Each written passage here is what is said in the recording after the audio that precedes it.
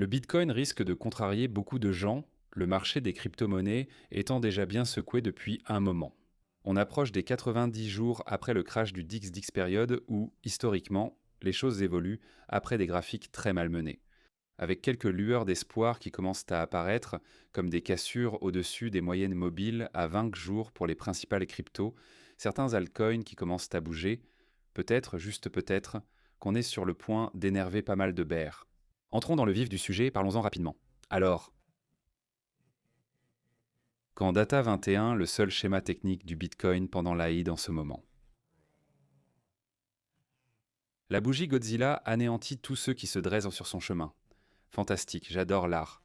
Maintenant, voici ce qui est intéressant. Tom Crown a déclaré « Bitcoin termine 2025 en baisse. Le cycle de 4 ans est officiellement mort. » De grands mots, Tom, de grands mots. Rien que ça va énerver beaucoup de gens. Écoute, voilà le truc. Si tu es un adepte de la théorie du cycle de 4 ans, la seule chose sur laquelle tu peux t'appuyer en ce moment, c'est qu'un nombre moyen de jours s'est écoulé après le halving du Bitcoin. Donc le sommet est atteint, c'est tout. Tu n'as rien d'autre, tu n'as pas la bougie annuelle. Tu as le fait qu'on a eu un nouveau sommet avant le halving du Bitcoin, tu as le fait qu'il n'y a pas eu de saison des altcoins. Ou s'il y en a eu une, elle a été laissée traduite et est arrivée le 24 décembre, pas le 25 décembre. Aucun signal de sommet on-chain ne s'est manifesté et 50 autres choses l'Institute for Supply Management, indice des directeurs d'achat pour la fabrication, n'a jamais explosé. Et blablabla, tout le reste dont nous parlons. Dire que le cycle de 4 ans doit avoir lieu maintenant juste parce qu'un certain nombre de jours sont passés est un argument très faible. C'est littéralement la seule chose qu'ils ont pour eux en ce moment. Et c'est tout. Réfléchis-y, réfléchis-y. Ça aurait dû être une année verte, une année vraiment verte, tu peux le voir ici derrière. C'était la dernière année avant un marché baissier, la dernière année avant un marché baissier, la dernière année avant un marché baissier. Grosse hausse du prix cette fois. Bougie rouge, tu marches sur de la glace fine. Ici, les ours, vous êtes sur de la glace fine. Je parie que le Bitcoin va vite vous énerver. Regardez ce commentaire posté. On dirait que les détenteurs de Bitcoin à long terme commencent à redevenir acheteurs nets. 10 700 Bitcoins juste ici, dans le coin, là maintenant. Ils ont longtemps vendu avec un fort pic de vente de capitulation lors de la chute vers 80 000. D'accord, eh bien les acheteurs sont de retour, lentement mais sûrement, ils réapparaissent dans les graphiques. Cela ne signifie pas une hausse de prix immédiate, mais il faut rester vigilant. D'accord, la théorie haussière fait ce que fait la théorie haussière, elle fait du bull posting. C'est intéressant car l'or et l'argent ont récemment explosé, c'est agréable à voir. D'accord, tu sais, je n'ai plus de métaux, pourtant je les adore, je trouve ça cool. J'en achèterai de nouveau à l'avenir quand les prix ne seront plus aussi surchauffés qu'ils le sont en ce moment. On voit ce retour en 2020, des choses vraiment fascinantes. Oui, 2021 était une période étrange, mais regarde ça quand même. L'or d'accord. L'or atteint son sommet ici en août 2020, l'argent atteint son sommet ici en août 2020, août 2020. Que se passe-t-il avec Bitcoin? Nous connaissons une nouvelle légère baisse dans les mois à venir, puis un rallye de 450 alors que les métaux se stabilisent nettement. L'argent évolue surtout latéralement durant cette période, tandis que l'or baisse de 10 à 15 sans mouvement majeur, fluctuant aussi de façon latérale. Quelle est la capitalisation totale du marché des crypto-monnaies? Que fait-elle? Elle augmente de 700 et bien sûr toutes les pièces combinées ensemble. Cela arrive aussi sur 10 mois. Fascinant. Donc si vous pensez que les métaux pourraient atteindre un sommet ici, il y a de bonnes raisons de penser que l'or et l'argent pourraient également atteindre un sommet ici. Ou relativement bientôt. Disons, et je sais que les partisans de l'argent et de l'or diront non, ça va monter pour toujours. Pourquoi reconnaît-on facilement les bulles ailleurs, mais pas sur son propre marché? Fascinant. C'est aussi très intéressant. Chaque cantonné, c'est le toit-test, le toit-test. D'accord. Les bandes de Bollinger du Bitcoin n'ont jamais été aussi serrées dans toute leur histoire. Nous allons bientôt connaître une grande volatilité. Les gars, accrochez-vous bien. Ici, vous pouvez observer une lecture serrée suivie d'une hausse du prix, puis une autre avec une chute du prix. Cela s'est produit mi-2022 avant l'effondrement de FTX. Vous pouvez voir ici une lecture serrée suivie d'une hausse du prix. Encore une fois, nous sommes dans une situation où, 3 fois sur 4, un 4 a provoqué une hausse des prix. Nous pourrions être dans la situation d'une fois sur 4, comme le pensent les bears. Tout le monde a peur et panique, je comprends. Cela accroît souvent la volatilité à la hausse, surtout vu le contexte macroéconomique. Encore une fois, ne vous opposez pas à la Fed assouplit, la Fed baisse les taux. Ils ont injecté 30 milliards dans les marchés repos au jour le jour l'autre soir. Les gars, la liquidité, c'est l'épice qui doit circuler. Oh oui, ça va circuler, tout circule ici en bas. Bitcoin, ok, ce que tu fais, mon pote. Je te vois ici. Bitcoin a terminé hier juste au-dessus de la moyenne mobile exponentielle 20 jours. Nous avons déjà vu cela plusieurs fois auparavant, surtout avec un faible volume comme c'est le cas ici. On observe un volume très faible sur ces mouvements, ce que je n'apprécie pas du tout. D'accord, hier c'était le nouvel an, bien sûr qu'il va y avoir un faible volume. C'est tout de même une clôture au-dessus de la moyenne mobile 20 jours pour le prix. Il reste 12 heures avant la clôture de cette bougie, toujours au-dessus de la moyenne mobile 20 jours. La ligne jaune moyenne mobile exponentielle sur le graphique ici. Maintenant, nous sommes dans une zone vraiment critique ici. Parce qu'une cassure en dessous de cette ligne de support, c'est la ligne du drapeau baissier que j'ai tracé dessus, d'accord? Gardons simplement le graphique un peu plus simple. Mais une cassure en dessous de ça nous enverrait essentiellement vers environ 75 000 la cassure ici. Retour aux moyennes mobiles exponentielles clés, la 100 pardon, la moyenne mobile exponentielle sur 200 jours, la moyenne mobile exponentielle sur 50 semaines, le gros chiffre rond des 100 000, tout ce genre de choses. C'est l'objectif de la cassure et le sommet du drapeau baissier, donc la zone de danger maximale ici. Intéressant, je suis actuellement en longue sur Bitcoin, Solana et Ethereum. Vous pouvez voir les prix d'entrée sur ces trades juste ici. Au total, un peu plus de 50 000 sur ces trades. Ici, nous verrons comment cela évolue. Le stop loss est toujours au stop d'origine. Certains stops, comme celui sur Solana, peuvent être rapidement remontés au point d'équilibre. C'est une pièce si volatile que si ça tourne mal, je ne veux pas être éliminé trop vite. Je garde ces positions ouvertes pour l'instant, leurs objectifs sont intéressants. Je pense que pour l'Ethereum, on est à 3400, Solana est à 140 ou quelque chose comme ça. Ici, on a les ordres ouverts. Haha. Prendre profit, stop loss. Qu'est-ce qu'on a ici? 3400 sur l'Ethereum?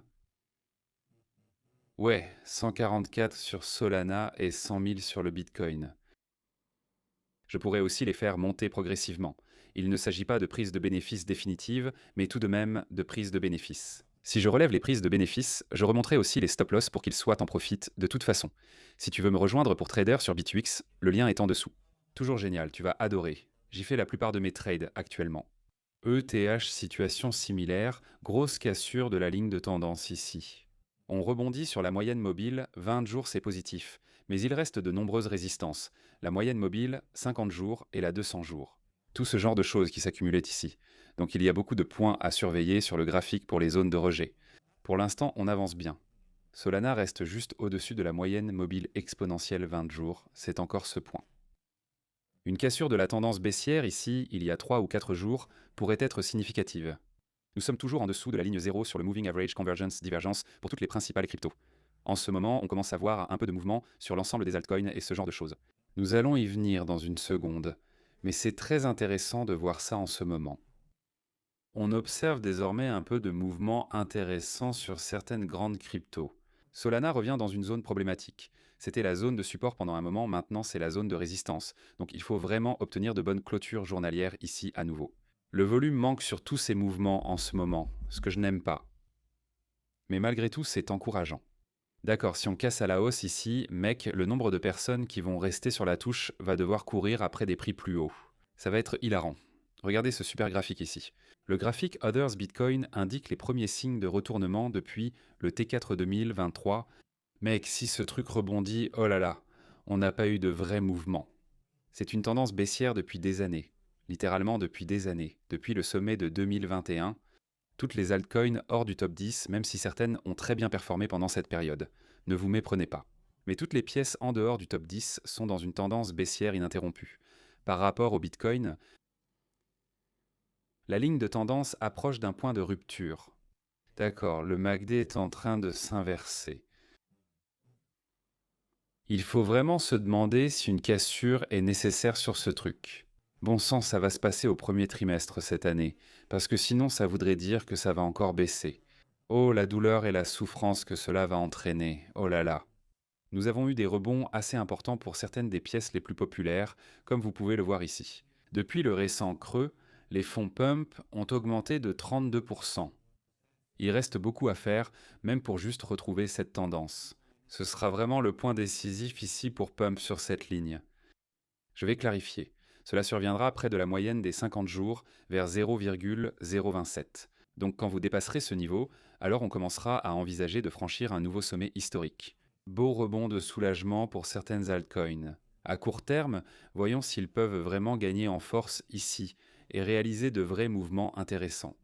D'accord, PP a aussi bondi de 30% en 2 jours. PP, Madame PP, j'aime beaucoup le mème de la grenouille. Je pourrais en reprendre un peu. Reprendre ce train fou encore. Les mèmes bougent toujours le plus fort et le plus vite, non? Il y a quelques pièces fondamentalement intéressantes, disons, qui ont aussi bougé récemment, des trucs comme Canton et ce genre de choses, mais les mêmes coins, mec. C'est juste une image de grenouille, c'est complètement pur.